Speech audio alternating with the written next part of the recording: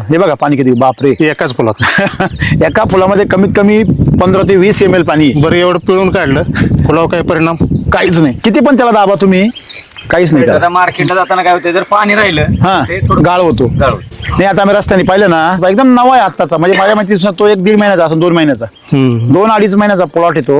याच्या 50% सोडा, यांच्या 30% पण फुलं नाहीये. हाईट पण नाही. हा, अपेक्षेपेक्षा जास्त उत्पन्न कशामुळे आलं? त्याचं उत्तर काय आहे? सेंद्रिय कर्बाचा बॅलन्स झाल्यामुळे. काय वाटतं तुम्हाला? बरोबर. प्रचिती आली. प्रचिती आली म्हणजे काय, आता अजून कसली यायची काय, ते आमचं डाळिंबच दिसना त्यांना.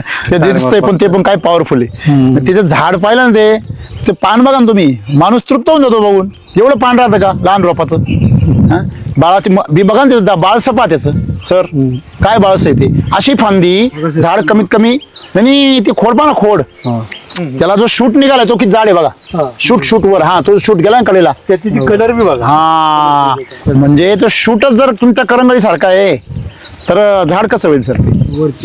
हा, हे बघा आता हे पानं केवढं मोठे बघा, आणि काळभोर किती आहे. तुमच्याकडे डाळिंबाची बाग ही रेकॉर्ड तोडणार.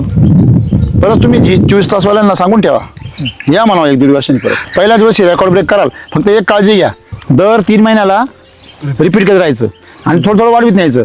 अर्धा किलो, पाऊण kilo, 1 kilo, 1.25 kilo, 1.5 kilo, 1.25 kilo, 2 kilo, 2.5 kilo असं करत तो डोस वाढवत न्यायचा. मग बघा तुम्ही, तुमचं झाड 24 महिन्यामध्ये तर नाही 30 किलो 40 किलो. तुम्ही तर म्हणले आम्ही 3 वर्षांनी काढले 40 किलो, 24 टन, बरोबर आहे. तुम्ही इथं पहिल्याच वर्षी काढाल, काय एवढं विशेष? नाही 3 वर्षांनी 5व्या पिकाला निघाले होते. बरोबर आहे ना, हे तुमचे पहिल्याच पिकाला निघणार.